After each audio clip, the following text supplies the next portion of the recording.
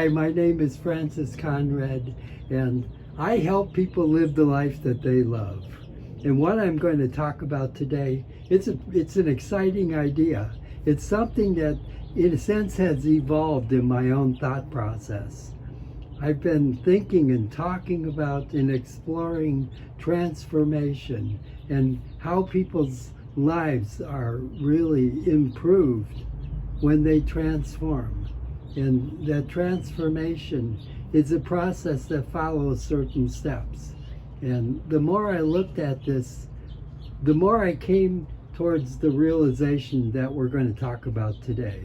And that's that transformation. Let's take it back and explore it first. Transformation basically has three parts or three steps. It always starts with something that we're leaving. Something that we're leaving behind, we're walking away from.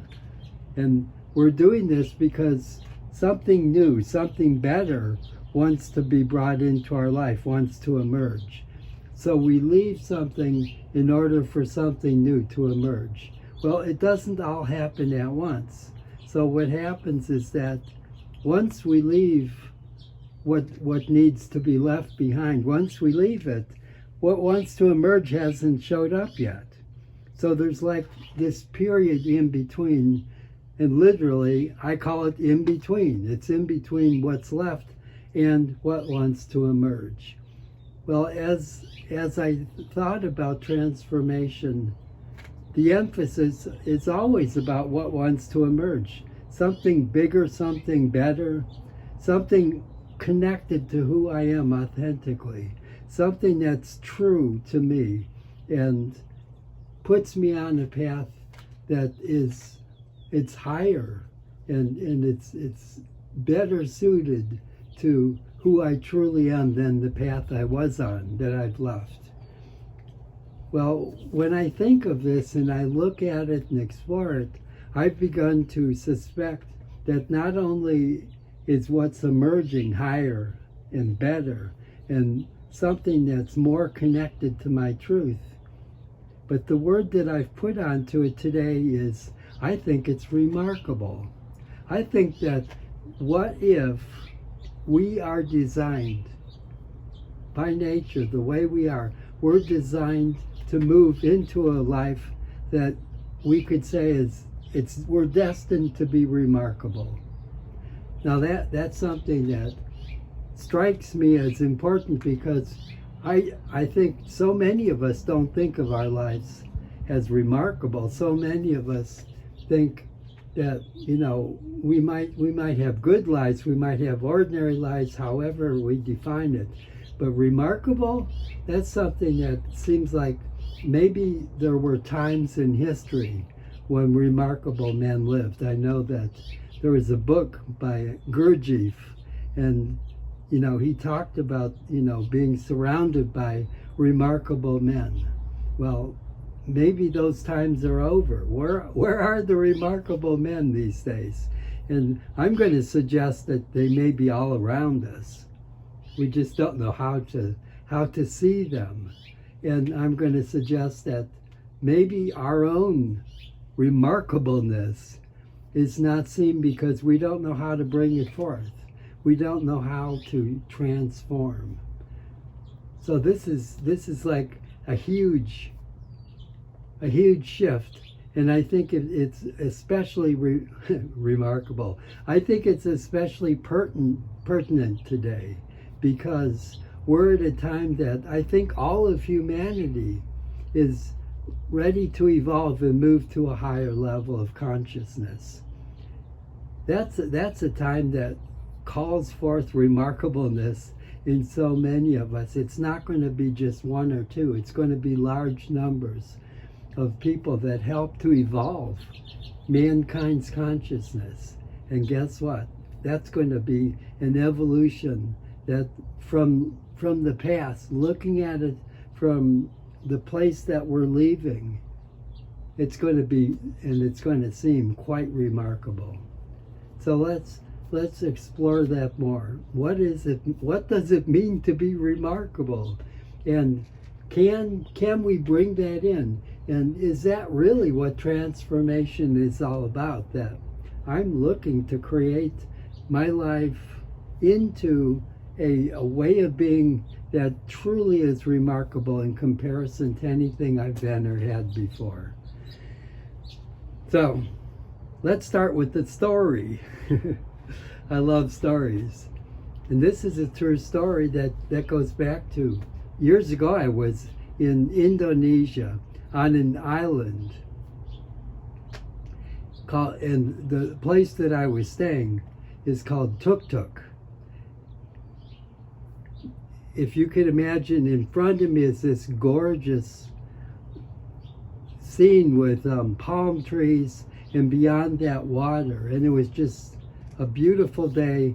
And next to me on the left is this old man, and he walks up with this huge water buffalo. He's like really skinny and looks like he's 100 years old and looks frail, and he's got this huge water buffalo that just follows along. He's got like a rope through its nose, and as he walks, the buffalo follows right behind him, and then he has what looks like a flimsy little stake that you'd push in the ground for a tent, and he pushes it in the soft earth, and I watch as the water buffalo moves around that stake and chews on grass. That's what water buffaloes do, I guess. And then maybe a half hour later, he pulls the stake out, moves over, pushes the stake in, and now the water buffalo goes around the stake again and eats grass. This ritual happened every single day that I was there, day after day, and I used to love to just come out and sit by the water and watch the old man feed his water buffalo. And this day, as I'm sitting there, I got surprised because this young man came up behind me. It's the last thing I expected. You see, where I was sitting, there was no trail. I have no idea how he found me because I was so far away from the road. But there he was, and he caught my attention when he came up behind me. And I said, "Oh, how did you get here? How did you find me?" And his response was, "You really want to know?" Now, for me, that curiosity was sparked, and it was like, do I want to know? Now I really want to know. What was it that got you here? And he told me this story. He said, well, I'm walking down the road today, and when I got out there, which is definitely beyond what we could see from the place that we're at, when I got out there, I heard inside of me a voice. This never has happened to me in my life. It was the first time. But that voice said, stop and go down here. And it told me to come to you. And I know who the voice was. And now he's really got my curiosity. Who is the voice that's telling him to come and find me? So he says that he would let me know more about his life and who he was, and that might help to make sense out of this story. So he told me a story about growing up in a small town in Holland. And he was known as the worst kid in town. He had a bad reputation. And he said all the adults, all the parents of all the other kids would tell their kids, don't ever hang out with him, he's trouble. And so this guy grew up thinking that he was trouble and nobody would ever want to hang out with him. So he said when he turned 18, I got rid of everything except some things I put in the backpack and my motorcycle. And he left his motorcycle at his mother's home and took the few things, belongings he had, and started out on his own. And over the last 2 years, his journey took him from Holland through Europe, across, and he spent about 3/4 of a year in India. And that's where he spent time at a guru's ashram. And at the ashram, he really felt connected to the people around him and to the guru. And when he finally left, he continued his journey and ended up meeting me in Sumatra. So what a journey. And he told me that the voice that he heard when he was walking down the road, he said that was the guru. The guru told me to turn here. And I said, well, what are we supposed to do? And he said, I don't know. And I thought, well, I don't know either. So we decided we would meet and explore to see what it was that might have been the reason for this remarkable meeting. Because to me, my curiosity was already stirred. Why would a guru send somebody to meet me? I had no idea. So as this young man talked, and we met literally for the next 4 mornings while I was still there. And each morning we would sit down and talk. And he told me how there was a girl in town, an Indonesian girl that he really liked. But he said, I can't ask her. And I said, why? And he said, I'm this guy who's trouble. I'm a bad person. And she's so beautiful, and she's, everything that I'm not. I can't ask her. And I looked at him and I thought, my gosh, this guy doesn't see it. As a result of his travels, leaving Holland 2 years before, I looked at him and I could tell he was not the same person. All of that travel and all those experiences transformed him. He grew up. He was not that person, and he didn't see it. He was a different person, but his identity was still the old identity that he grew up with. He didn't know that he was changed. And so that sort of gave me the clue. This is what we're meeting for, because I can see how different he is, and he needs somebody to help him to look at himself from a fresh perspective. And so as we met, we explored how much he has changed, and that old identity, it doesn't fit him anymore. And the good news, I love happy endings on stories.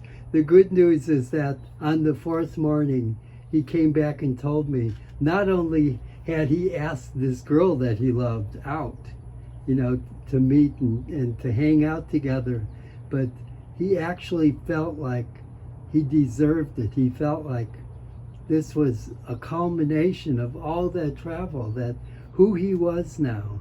He really could sense that the old troublemaker was no longer his story.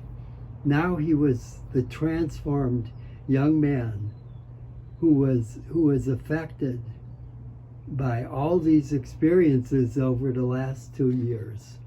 And I was so excited for him. In fact, when I tell the story today, even though it's all these years later, I just had this real good feeling like I think that was only the beginning of his transformation. And I was so excited for what I saw at the time, and I wonder now what else could have happened along the way. And I wish the best things for him. So let's look at that story, because there's so much to it that I think we can unwrap and help us to understand remarkable. Because in my mind, what I learned hanging out with that guy was something remarkable. So let's look at it. The first piece of his story is that he told me I was the troublemaker. Nobody would allow their kids to hang out with me because I would take them down a path that was not good. That's where his identity started. And when he and I met 2 years later, I knew so clearly that's not who he is anymore. He's changed. He's not only changed, his identity is different. He's not the same person. So if we're going to be remarkable, I guess any part of us that holds us back, that where we think we're a troublemaker, we're not deserving, we're not good enough. Any of those limitations that would be less than remarkable, this journey means walking away from those. And what's wanting to emerge on the other end is going to be totally different. It's going to be an identity that is no longer tied to that past. So that's the first thing. We lose an identity so that we can gain a sense that's remarkable, because it's connected to something that truly reflects what's really most authentic and true within ourselves. You could say that all of us, even though we live a life that seems limited and small, all of us have within us a spiritual core. And if we can connect more and more and move towards that spiritual core, what happens is remarkable. And what we walk away from is an identity or identities that no longer support us. So the next one is sort of like an obvious follow-up to the fact that we move out of an old identity. And what I say is that what we do is radical. He didn't just change, he didn't just stay in town and try and fix things and, improve his relationships. He walked away. For a young man, age 18, to walk away into the world and nothing on his back but his backpack, that's radical. He was definitely committed to somehow following what? A hunch. I like to believe that remarkable man that I met was the inner guidance that was reaching all the way back and drawing him to leave that town, drawing him to become the person that he could become by leaving and allowing himself to experience all the things that radical experience was going to call out of him. So anyways, that was a little bit confusing, but you get the idea. His move was not a small one. It was radical. We talk about, living in a box. And you could say that town for him, that town in Holland that he grew up in, he trapped himself in a box, and it's not who he was. To move out of the box means that he needed to basically see himself from a totally different perspective that he could never see in the box. And that was radical. And he did it. Why? Because I think he felt like he had no other choice. The next one is that when I met with him, it was so obvious to me that he was telling me about being this troublemaker and nobody would want to hang out with him. And I'm looking at him thinking, you are so wrong. You don't see how much you've evolved and changed, how remarkable you have become as a result of your journey, how much you have to share. See, when he met me, he didn't see any of that yet. Even though it was all so obvious to me, he didn't see it. And so what we did as we met, and this is the last piece, we worked together to change the story. That story of him being the troublemaker needed to change. It needed to change to reflect who he truly is. So we rewrote the story, and we talked about it not as a troublemaker running away, but as a remarkable man being attracted to these places and these remarkable leaders like the ashram and his guru, and just all the people he's met along the way. His story is a remarkable story, and we changed it to reflect the remarkable story rather than the story that was limited to him being the troublemaker. So let's look at all four parts, because I think those maybe represent the key to what remarkableness really is about. Number one, it's about letting go of an identity that's not remarkable. And number two, it's about then allowing ourselves to follow what can seem like a radical change to get out of that box, to get out of that limitation, whatever that might take. And then number three is to realize that as we get out of the box, as we begin our journey, we need to know that there are changes that are happening, and they don't represent our past. They don't represent what we were. They represent what's coming in. They represent what it is that is really reflective of authenticity and our remarkable selves. And then the last one is that in order to tie the ribbon on the package, the change has already happened. He's already moved into an identity with this new sense, but he hasn't changed his story yet. So the last part is to change the story to reflect how he has really evolved into being the remarkable person.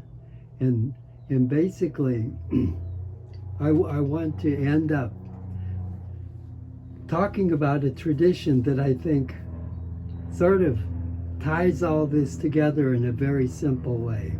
The tradition comes from a part of Spain, northeastern Spain, called the Basques.